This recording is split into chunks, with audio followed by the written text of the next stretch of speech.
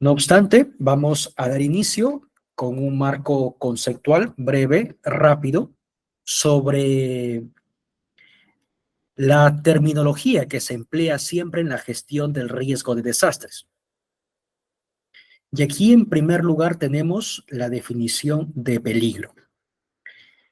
El peligro, señores, viene a ser toda probabilidad de ocurrencia de un evento que puede ser de origen natural o de origen inducido por la misma actividad humana, que puede producir daños físicos, económicos, ambientales y que sin duda puede generar seguramente daños a las personas, a sus medios de vida, entendiéndose como medios de vida, por ejemplo, a las actividades comerciales, a las actividades de turismo, agrícolas, de pesca, de ganadería.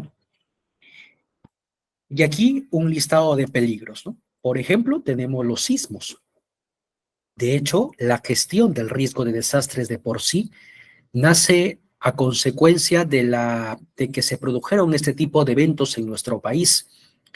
El 31 de mayo, por ejemplo, de 1970, del terremoto producido en la región Ancash, particularmente en Chimbote, en Huaraz,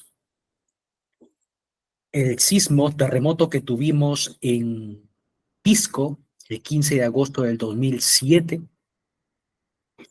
Y así es que tenemos justamente este peligro que son los sismos acechándonos los 365 días del año.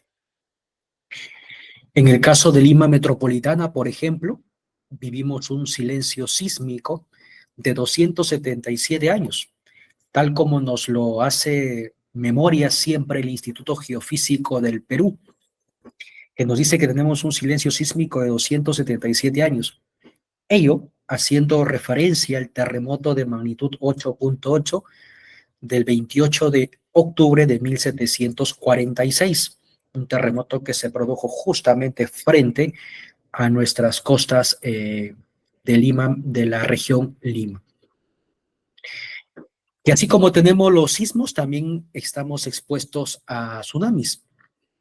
Y es que sucede que, de acuerdo a lo que también nos indica el IGP, después de ocurrido un evento sísmico de magnitud superior a 6, lo más probable es que también se produzca un tsunami. Tsunami que pues con olas por sobre los 5 metros de altura podrían sin duda ocasionar daños, particularmente, por ejemplo, a distritos que se encuentran en la región Callao, que prácticamente están al nivel del mar. A continuación vamos a observar un video de qué es lo que pasaría si ocurre un sismo de gran magnitud en este caso, en nuestra capital. ¿Qué pasaría si un sismo de magnitud 8.9 ocurre en Lima? Un gran sismo de magnitud 8.9 podría destruir Lima y Callao tras más de 200 años de silencio sísmico. La energía liberada del terremoto de magnitud 8.9 es equivalente a la explosión de 810.000 bombas atómicas aproximadamente, de las que explotaron en Japón. En este escenario sería imposible mantenerse en pie o caminar. En Lima y Callao, el sismo llegaría a una intensidad de 9, es decir, muy destructivo. Aproximadamente en 15 minutos, un tsunami con olas que superarían los 8 metros inundaría la zona costera de la región Lima y Callao. Cuando el gran sismo de Lima suceda, este será el panorama. Establecimientos de salud destruidos o colapsados, 4 millones de viviendas afectadas, entre colapsadas, parcialmente colapsadas y dañadas. No tendremos agua, el desagüe estará colapsado, no tendremos luz ni telecomunicaciones. Las carreteras, avenidas y calles estarán interrumpidas, más de 4.000 colegios colapsados o inhabitables. 8 millones de personas serían afectadas entre heridos, muertos y damnificados. Tú y tu familia pueden ser uno de ellos. Lo peor no es que suceda, sino que suceda y no estemos preparados. ¿Qué acciones tomar como parte de la preparación y qué acciones tomar como cuando ya se produce el evento en sí?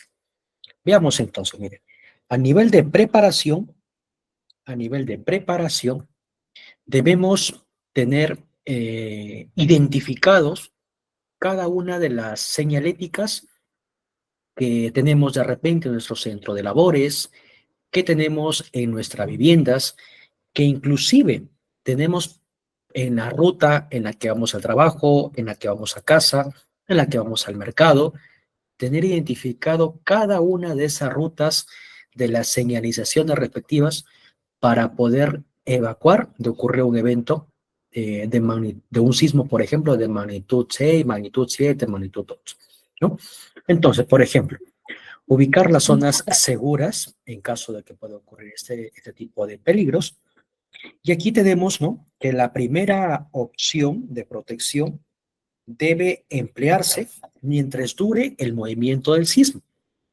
Y en caso no sea posible una evacuación inmediata, es decir, yo utilizo, por ejemplo, me ocurre la columna de mi casa que está en la unión viga-columna, en la unión de la viga con la columna, identifico que esa va a ser mi zona segura. Y eso, señores, en caso no sea posible una evacuación inmediata y segura. ¿Cómo reconocer ello? Justamente, ¿no?, los lugares estructuralmente más resistentes, como la unión de columna y viga, el costado de la caja de escaleras de concreto o de la caja de los ascensores también. ¿Por qué? Porque son estructuras suficientemente rígidas, son estructuras de concreto armado, son estructuras que tienen armadura de acero y tienen concreto, ¿no?, que pues hacen de que sean lo suficientemente resistentes para que podamos de una u otra manera estar ahí protegidos, al menos hasta que pasen movimientos sísmicos y es que no podemos evacuar. Los planos de evacuación de una vivienda, de una instalación, de un centro de labores deben estar debidamente señalizados, identificados, ni qué decir, ¿no? Por ejemplo, aquí señala este plano que la ruta de evacuación pintada con flechas de azul representa del piso número 1 y tenemos las de rojo que representan la evacuación que se va a hacer desde el piso número 2, ¿no? Entonces, miren, tenemos ambas instalaciones que tienen cada uno su respectiva señalización. Y si ya estamos ahora, pasamos de la preparación a que ya cuando se da el evento, ¿qué acciones tomar? Cuando el movimiento del sismo no te permita estar de pie o evacuar, se recomienda lo siguiente: agacharnos, cubrirnos y sujetarnos. Ojo, vuelvo a repetir. Estos señores dicen que no nos pudiéramos mover y es que se espera que ante un movimiento de magnitud 8.8, magnitud 9, no vamos a poder movernos, o sea, no vamos a poder estar en pie. Hay que tener en cuenta que algunos objetos pueden caer y el movimiento del sismo no va a permitirnos estar de pie de ocurrir un fuerte movimiento sísmico, ¿no? Medidas de preparación. Hay que identificar las necesidades y capacidades de nuestras familias, preparando nuestra mochila de emergencia, evaluar las estructuras del lugar, identificar las rutas de evacuación, distribuir de manera correcta los muebles asegurando aquellos que puedan caerse, asegurar las rutas de evacuación, organizarnos y practicar acciones de respuesta en los simulacros y tener preparado y listo nuestro plan familiar de emergencia. Como medidas de preparación, de respuesta, perdón, ¿qué hacer durante un sismo? En principio, mantener la calma, evacuar y hacerlo en la medida de lo posible, siempre que las condiciones externas presten seguridad. Colocarnos en zonas seguras puede ser también es una opción, si en caso no podemos evacuar. En caso no se cuente con zonas seguras, ver la forma de evacuar. Cuando el sismo haya pasado, dirigirse hacia las zonas seguras externas, usando las rutas de evacuación y recordar los 4 no de la evacuación. ¿Cuáles son esos 4 no de la evacuación? No gritar, no correr, no empujarnos y no regresar. De hecho que esta última es un poco sensible, ¿no? Tal vez un poco difícil, pero hay que también tener en cuenta de que si no la tenemos presente, podemos ser una víctima más.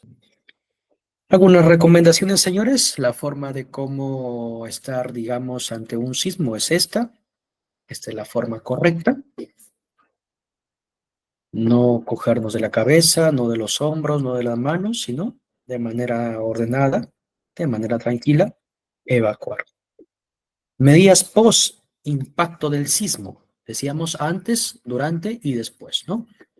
Después, eliminar las fuentes de incendios como las llaves de gas o de electricidad. Hay que bajar estas respectivas llaves. Revisar las estructuras del lugar para determinar si es habitable y evaluar daños. Proporcionar atención de primeros auxilios físicos y psicológicos a personas con discapacidad, ni qué decir adultos mayores y también menores de edad. Seguir las recomendaciones de las autoridades y racionalizar el uso del agua, ¿no? Un líquido importantísimo para pues poder utilizarlo y puedas alcanzar para todos, como se dice.